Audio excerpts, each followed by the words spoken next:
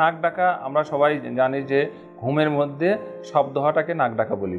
এই নাক ডাকার কারণটা কি, আমাদের নাক থেকে আমাদের শ্বাসনালী যেটাকে ভোকাল কর্ড বলি, এই রাস্তাটা যদি কোনো অংশ সরু বা ন্যারো হয়ে যায় তখন ঘুমাইলে শব্দ হয়।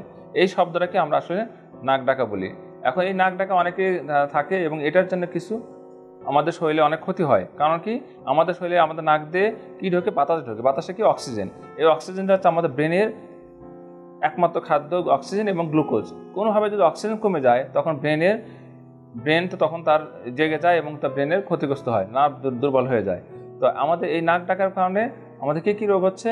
আচ্ছা, নাক ডাকাটা কেন হয়? নাক ডাকাটা আমরা যে বললাম, নাক থেকে শুরু করে শ্বাসনালীর ভোকাল কর্ডের উপর পর্যন্ত এই জায়গায় যখন ন্যারো হয়, যেমন নাকের হাড় বাঁকা, নাকের অ্যালার্জির কারণে হতে পারে, নাকের কোনো টিউমার কারণে হতে পারে। এবং বাচ্চাদের ক্ষেত্রে ওই এডিনয়েড, যেটা বলছে ন্যাজোফেরিঞ্জে একটা টিউমার থাকে, টনসিল থাকে, সেটা বলে এডিনয়েড।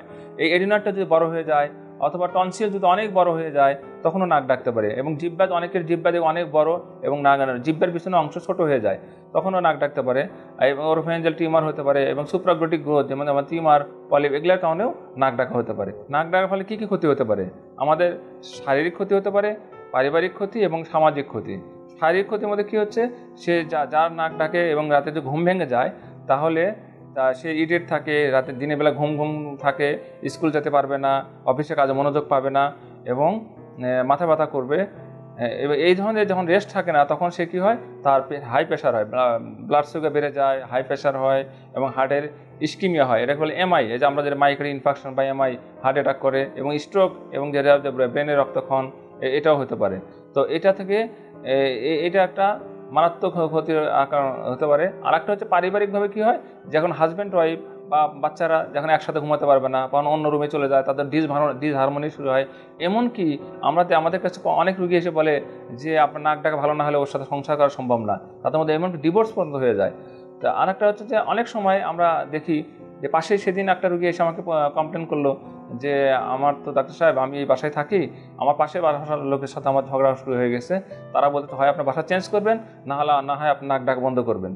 তো এই যে নাক ডাকা, একটু সচেতন হলেই আমরা এই নাক ডাকা রোগের চিকিৎসা করতে পারি।